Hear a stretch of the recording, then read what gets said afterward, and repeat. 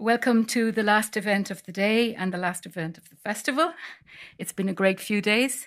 This panel with Paula Meehan, Ulysses and Japan marks one of Ireland's greatest authors, James Joyce, and the centenary of his novel Ulysses.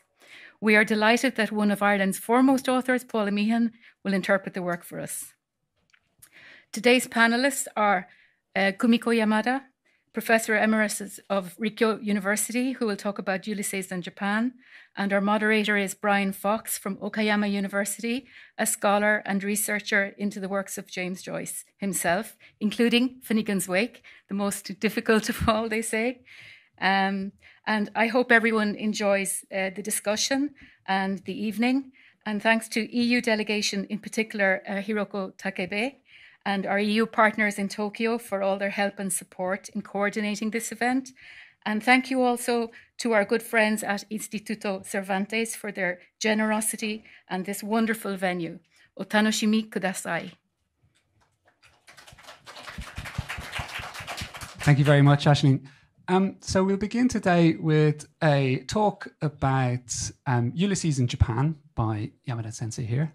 That will be followed then by a discussion between all the panelists. And then for the last 15 minutes, we will have, Paula will be reading some of her poems, and it'll be accompanied by music. So that's the general schedule for today. Okay, Yamada Sensei.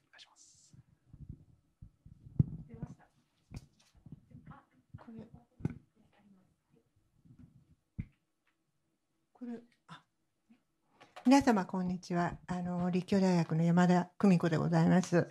今日はヨーロッパ文学の100年という文芸フェスティバルに参加させていただき大変光栄に論じます。で、私は最初10分間日本語でこのユリシーズ刊行100周年について簡単にお話ししたいと思います。で、今ここに映っておりますのが、1922年2月2日、ジョイスの誕生日にパリのシェイクスピア書店という、お店から出版されたユリシーズです。どうしてパリで出版されたかと言いますと、その前にアメリカのリトルレビューという文芸雑誌で連載されていたところが、わいせつであるということで、出版が停止された。そういういきさつがあって、パリで出版されました。そして、は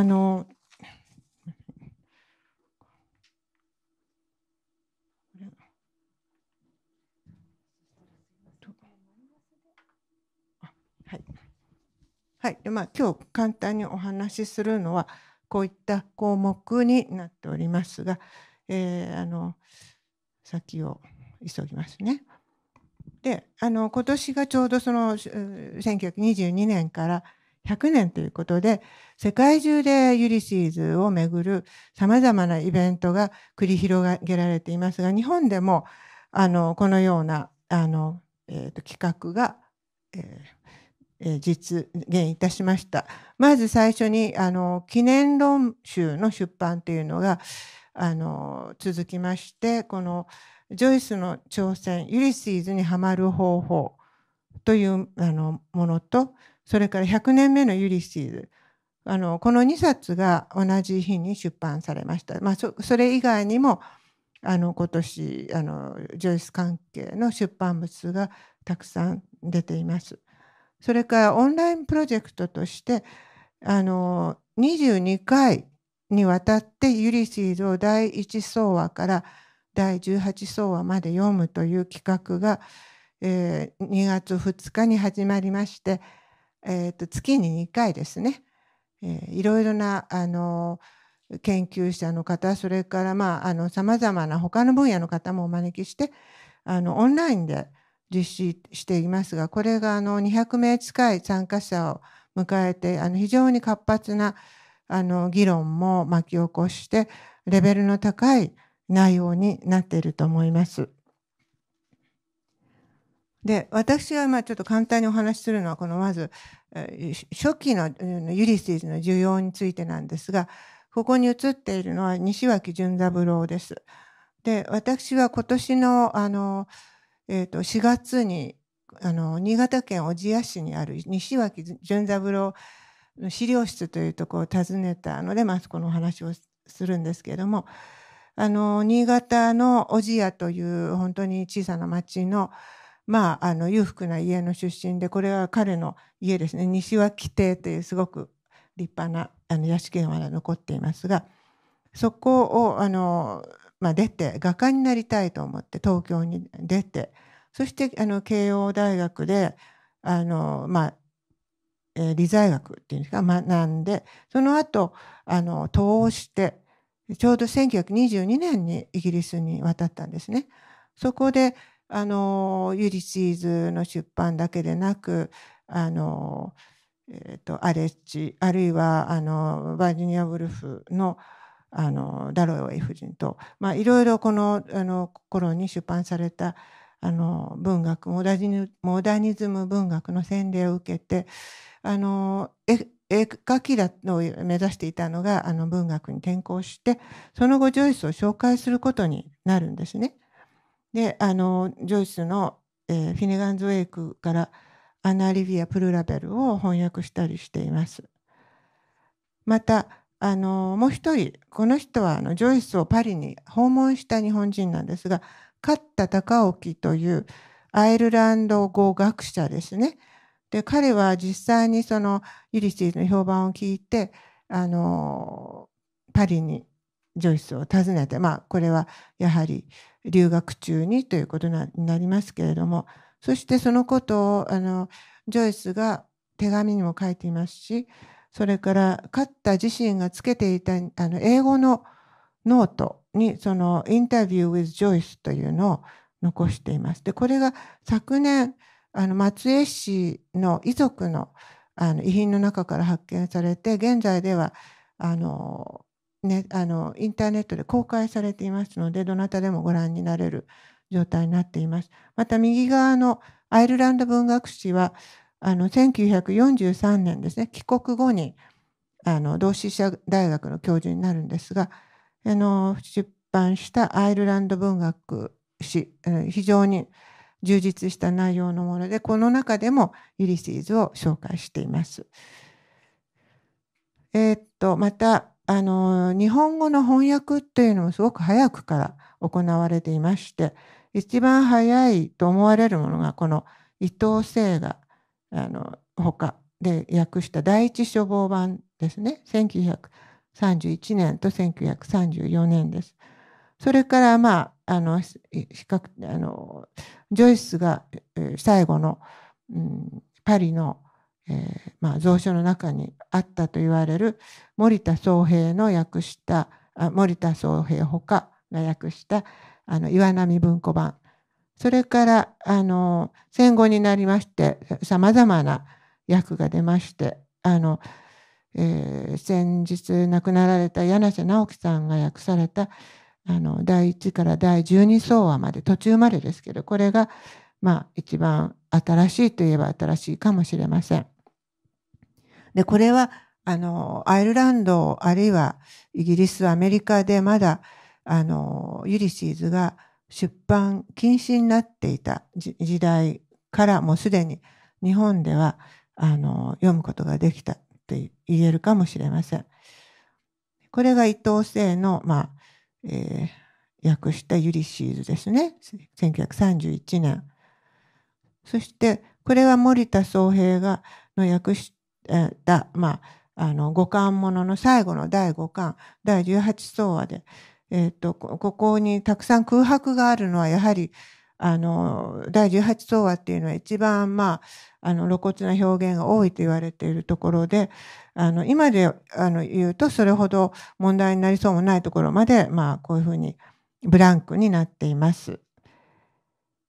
で、最後に日本の作家たちに与えた影響なんですが、これはもちろんその当時ですね、ちょうど大正時代というのは大正デモクラシーが盛んに言われる時代で、また明治時代までの古い文体ですね、宋論文等の古い日本語で書かれた小説から口語の分かりやすい日本語で書く方法を模索していた作家たちが、その頃紹介されたジョイスの作品にすごく刺激を受けて、この意識の流れをそのまま書き留めるというようなことを試みました。ここに挙げてあるのは川端康成の水晶幻想。これは私も今回ちょっと読んでみましたけれど、その女主人公の意識の流れをそのまま書いているんですが、不妊治療を受けたっていう話で、かなり赤裸々なことが書かれていて、川端康成の他の代表作とちょっと違う内容でもありました。それから江戸川乱歩は大衆文学を代表する人ですけれども、ユリシーズの翻訳を2種類も所蔵していたんですね。そして自然主義的な描写のゴシックあるいはホラー小説の大家、あるいは探偵小説の人ですけれども、そういったところにやはりジョイスの影響、あるいはジョイスの真似をしてみたのかなという思われるところがたくさんありますし、そしてその後も現代に至るまで文学だけではなくて、映像作品などにも影響を与えていると思います。で、簡単ではございますけれども、私からは以上でございます。戻った方がいいかな。はい。じゃあ、Okay, thank you very much. はい。Thank you very much, Yamada Sensei. It's often said that translation is a bridge between two languages and cultures. And Yamada Sensei has given us a fascinating account of how early and how many times Japanese translators have built those bridges between Irish and Japanese cultures. And indeed, they continue to build those bridges and to provide those first encounters again with Ulysses for new readers today, Japanese translators and academics, including Yamada Sensei. So thank you very much for that. And I'll take this opportunity to create my own bridge from Japanese academia to Irish poetry and Paula Meehan. I'm sure she's getting sick of all of these introductions, but I'm just going to quickly introduce Paula again, and then we'll start our discussion. Since the 1980s, when her first collection of poems was published, Paula has been one of the leading voices in contemporary Irish poetry. Since then, she has published 7, I think, original collections of poetry and 2 selected collections. The most recent, As If by Magic, appeared in 2020 and was translated into Japanese this year under the title Marude Maho no Yoni. So Paula's poetry, as well as her writing for the stage and radio, has won multiple awards for its ability to illuminate private, intimate moments and hidden histories, and for its deep impact on public life, especially in recent debates in Ireland about gender and the natural world. In addition, Paula is undoubtedly an artist who believes in the power of collaboration. Much of her work has been in collaboration with other artists and musicians.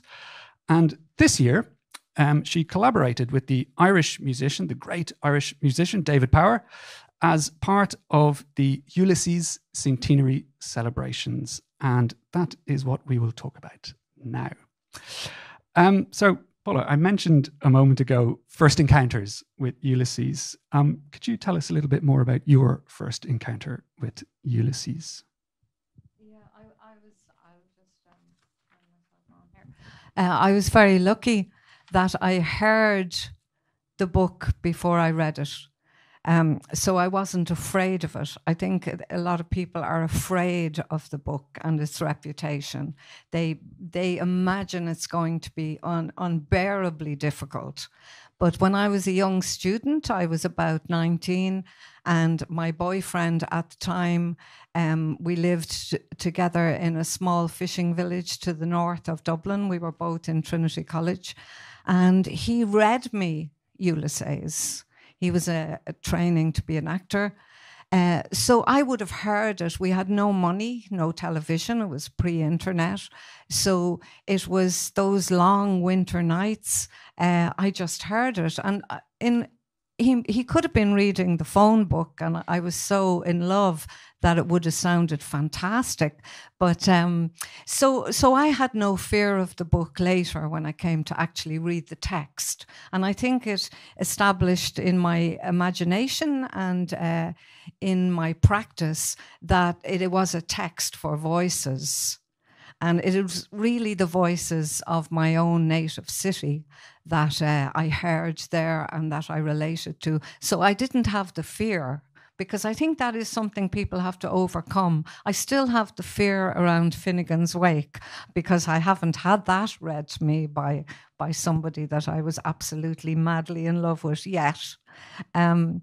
So that was my first encounter. But then, of course, because it engages so completely with Dublin and with often hidden histories within Dublin, if you remember that Leopold Bloom is a Jewish man, we would say nowadays he is othered in the book. These stories of people who are not the what you might call traditional idea of an Irish person. These were really important keys into another world, into a realer world maybe than we were getting as young people in what was basically a theocracy. So it was a great key for me into investigating my own family origins.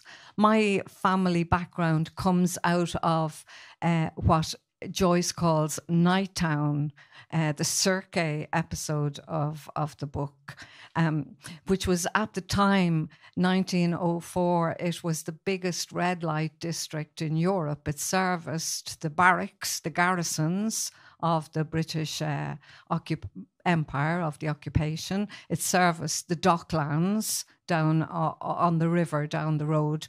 So my people come out of there. Now, they're stories that would have gone completely underground in the 1930s with the rise of the church, as really the church stepped into the political vacuum left by the withdrawal of the British forces and the British, I suppose, the British rule in Ireland left a huge power vacuum, and the church was the best organised institution to step in there. So the book was a key into these hidden histories, including my own family history. Yeah, I remember when I was a teenager asking my mother, when my mother asked me what I wanted for my birthday, and I asked her for a copy of Ulysses, and she just said, it's difficult, you know. Yeah. So absolutely, that is kind of its reputation. But interesting, you mentioned, so the first time you read it was when you were young and in love. Yeah, I heard it. Yeah. Oh, sorry, we heard it, of course. Yeah. Yeah. And you wrote a haiku about that, didn't you? Young love. I did, yeah. It was, I mean, the book itself has spawned so many creative acts, so many projects. This was a huge haiku project directed by a visual artist called Nikki Hayden. And she sent out an open call for haiku, and she made a copper haiku wheel, a bit like a prayer wheel. And the requirement was a haiku, the smallest form naturalized in English from your culture, the smallest form practiced in English for one of the greatest, most weightiest books. So they came in from all over the world, and from all the different projects in Dublin. It wasn't confined to academic circles at all. In fact, we went outside the academic circles into local communities, into recovery programs, into prisoner resettlement programs, because the haiku offered at least a simulacrum of being an easy thing to do. It's, as we know, it's not that easy, but at least it's a doorway into writing. People feel they can manage 17 syllables if they want to be exact, but a very short form.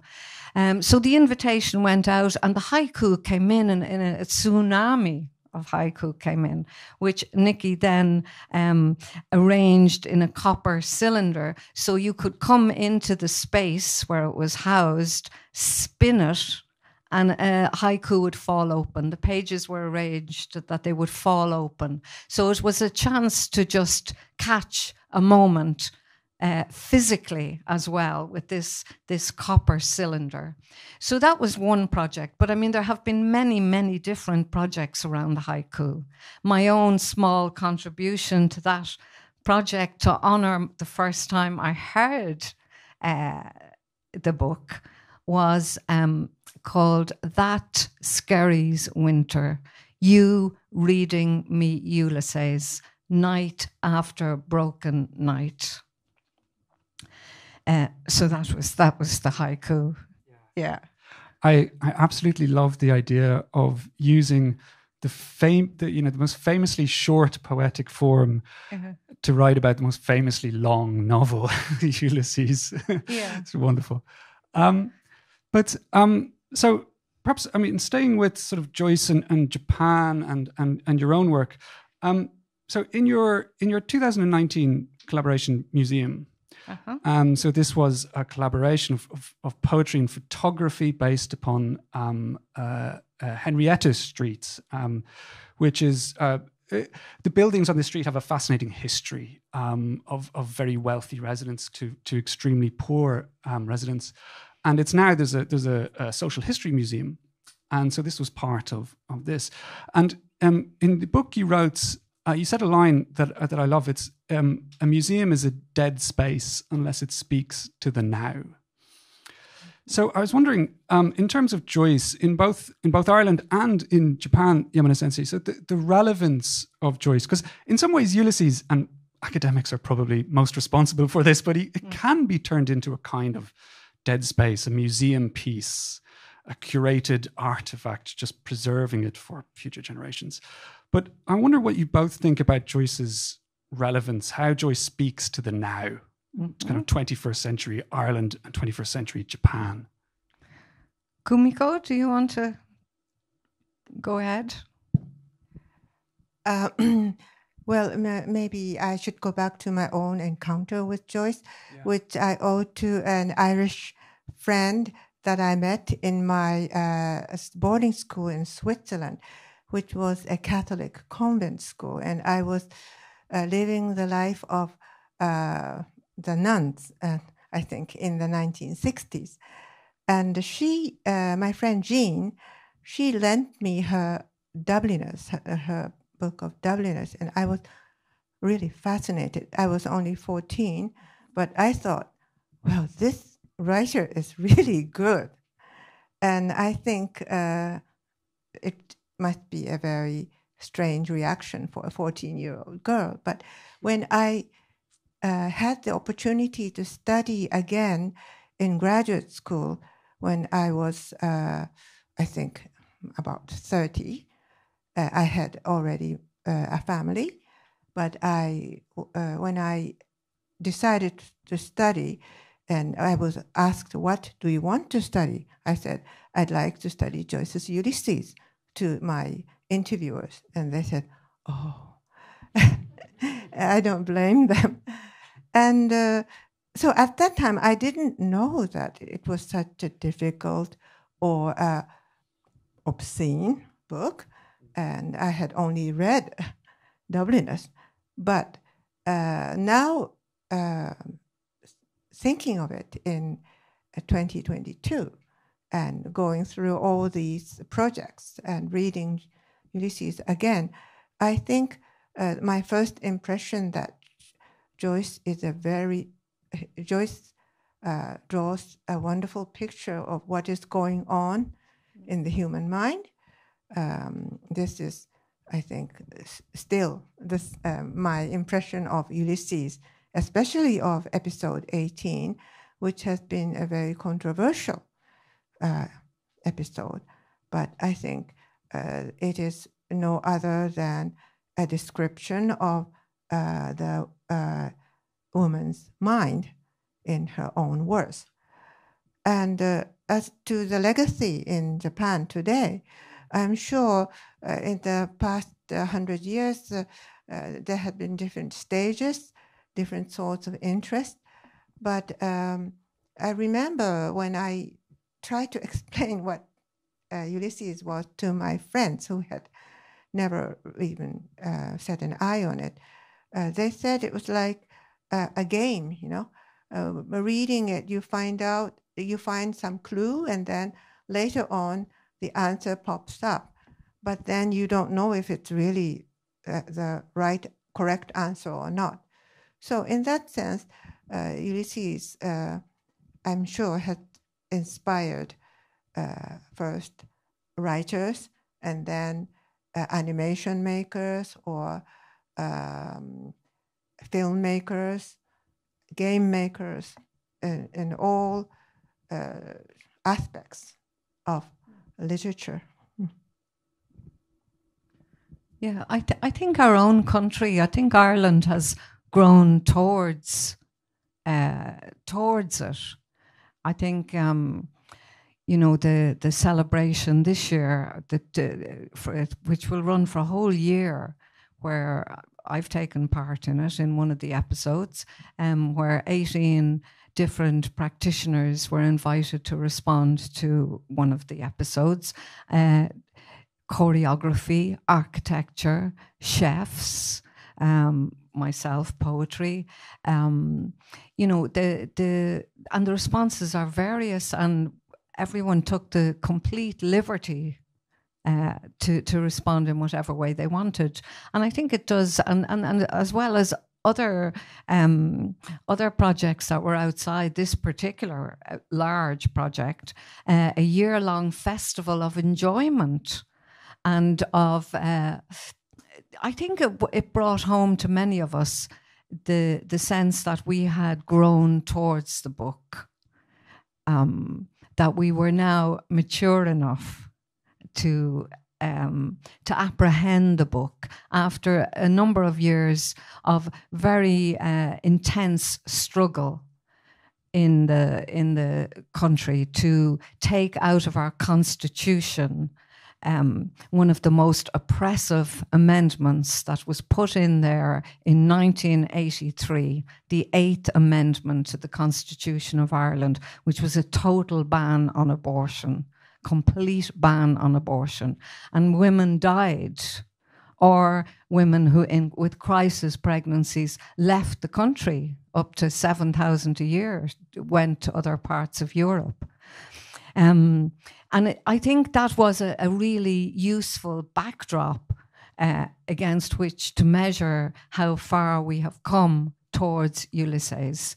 In 2018, after many years of campaigning, the 8th Amendment was taken out of the Constitution. There was also gay rights were enshrined. The right to people, the right for people of the same gender to marry each other was enshrined. So these were, I think, expressions of how far we'd come from a theocratic state, a state that was able, from its foundation, to ban not just Ulysses, but other works by Edna O'Brien, by John McGahern, you know, the moral police. So I think the fact that we have matured as cosmopolitan Europeans is also reflected in the fact that the book is so accessible now. I mean, there are online editions that allow you hit the hot words and go in and discover all the backgrounds to the people. It's become, you know, the internet has allowed for tools to be given to the hands of ordinary people to explore and to go into the book in their own way. It has come out of sometimes the quite oppressive grip of the experts, and is available and very accessible to what if there is such a thing, there probably isn't such a thing as the average reader, but it's more accessible to people who want to encounter it than it ever has been. I mean, the tools are there, and it's not, it's not no longer a contested zone.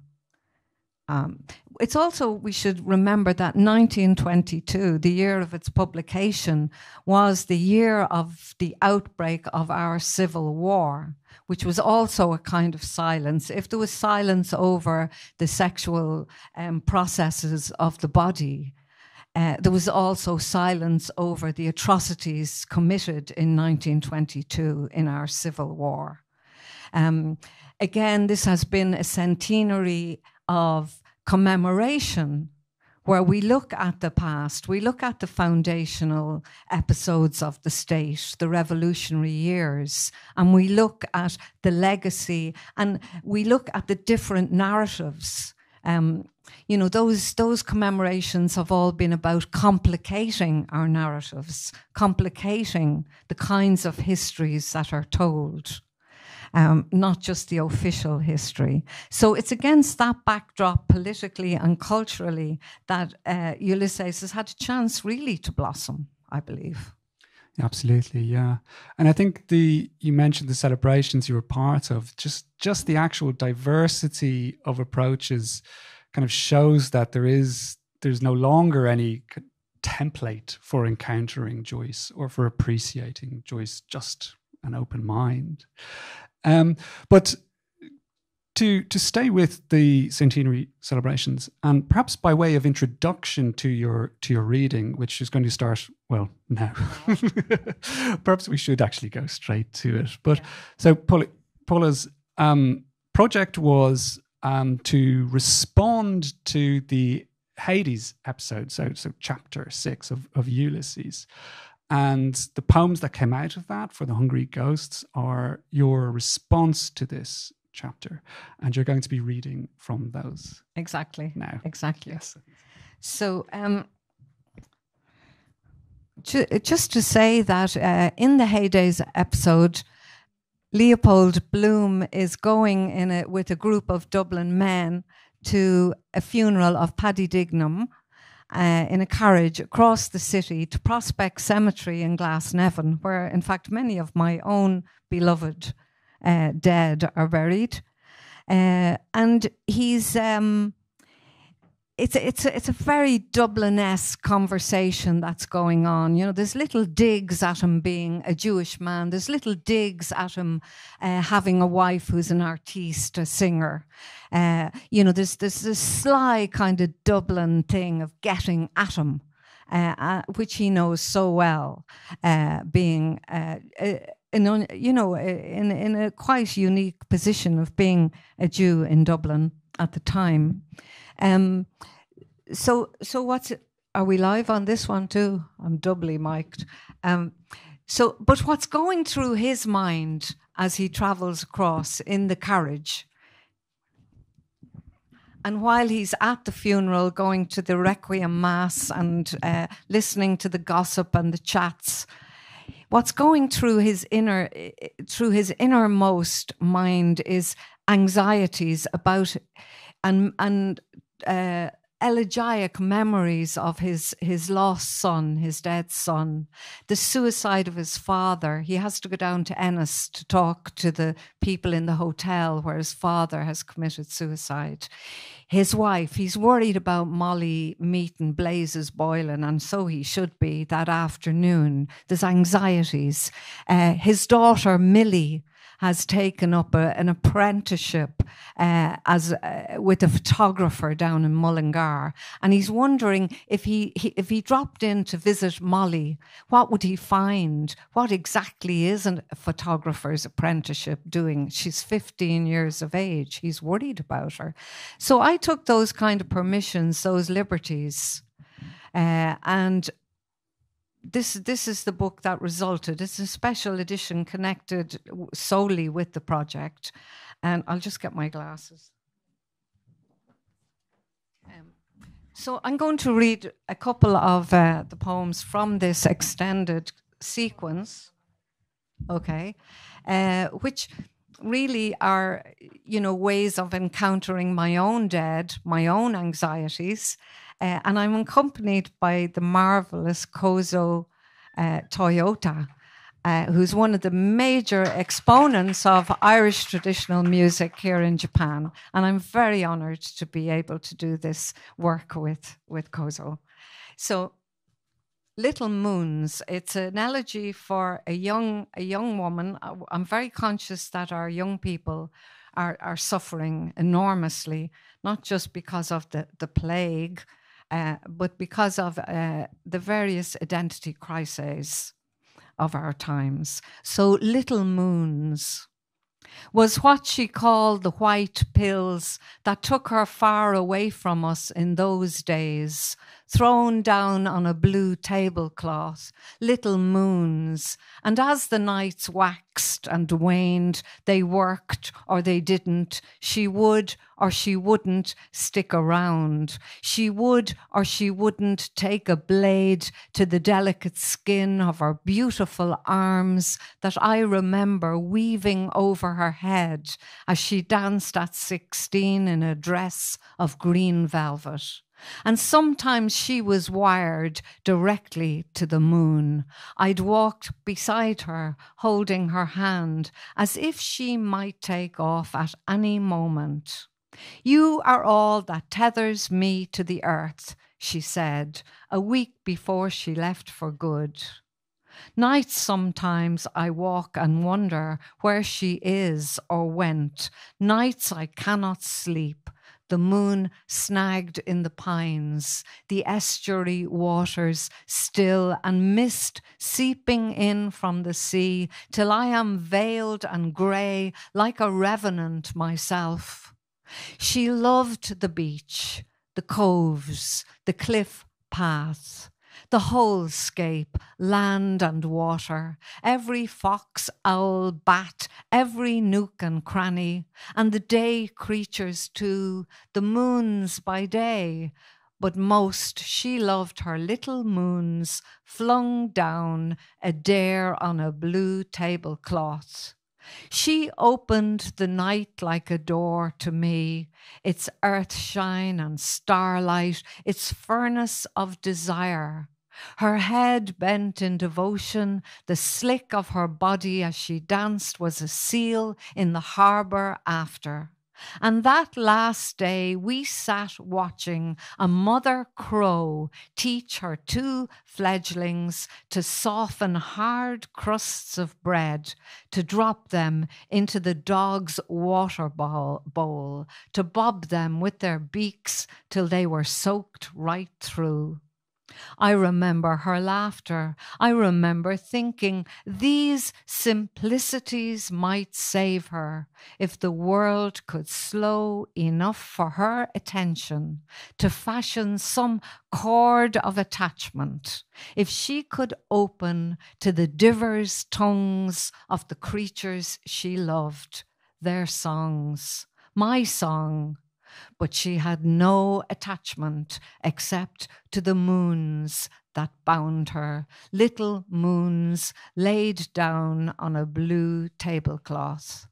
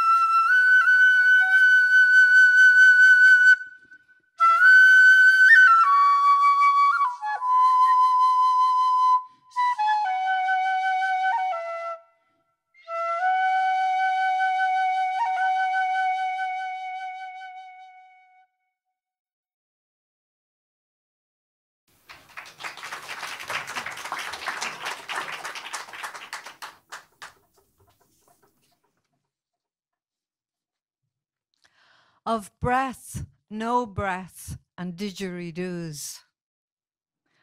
All the length of Grafton Street I was played, the sound resonating in my belly. I felt it first, then heard it. It lured me through the crowds, the city noise, the sirens. It brought me to my knees on the pavement grey.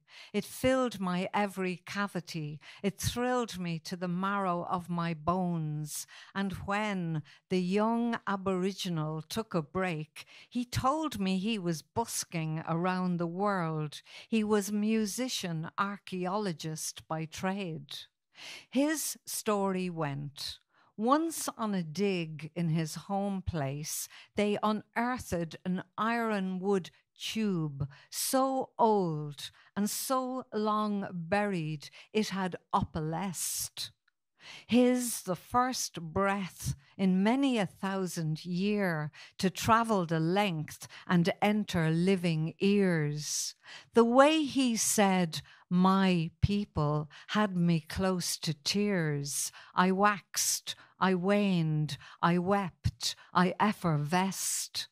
What was base and toxic turned to gold. The wonder that breath itself was instrument of grace. I understood the tune could heal if played at the body ailing or broken as it whirled, as it skirled, as it whirled, to ease ache or whatever else might ail skin or bone or vein.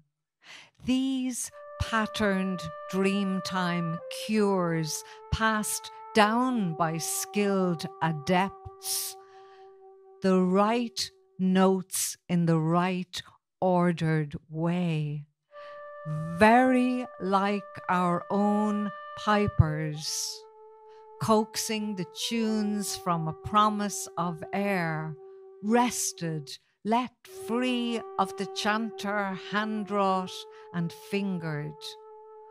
Oh, tell me, teach me, show me, where should I offer my gratitude?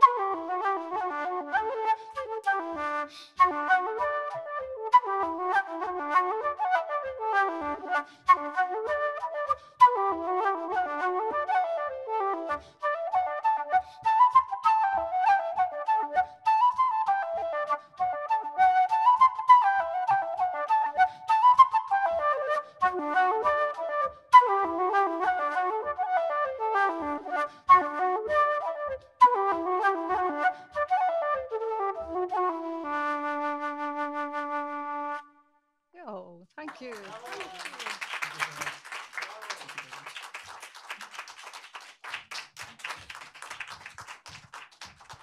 Thank you very much, Paula, for that wonderful reading, as always, as always. And thank you, Toyota Kosa-san, for that beautiful music. It's really wonderful. Very good. Okay, so we're just out of time. So finally, all I'd like to do is just say thank you again to everyone, for Paula, for her wonderful reading, for this fantastic music, Yamada Sensei for a brilliant introduction to Ulysses in Japan. And then finally, all the people who helped organize this event. So Ashley, thank you very much. Javier, thank you very much. And all the staff at the Cervantes Institute. And thank you everyone for coming. It's been wonderful being here. And for those on Zoom as well, thank you for joining us. Thank you very much. Thank you.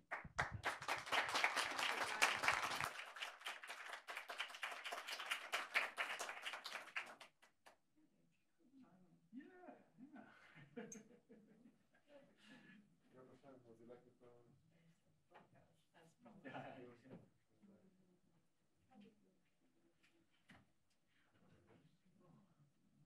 So thank you very much for being with us this wonderful week and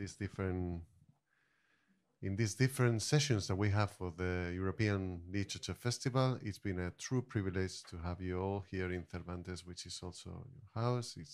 I'm incredibly happy to have seen closing the session with Joyce, one of the most universal and talented writers the world has seen. And having professors like you and academics and musicians, it's been an incredible pleasure. So thank you very much. We hope to see you again, not next year, or not only next year in the next edition of the festival, but also anytime you like to encounter European literature. Arigatou gozaimasu. Thanks to Miyuki Tabei-san, thanks to Miwa-san, all our wonderful team. Thanks to Aislinn, thanks to Hiroko and everyone who made it possible. Without them, I won't be anything and none of it will have happened. Thank you very much.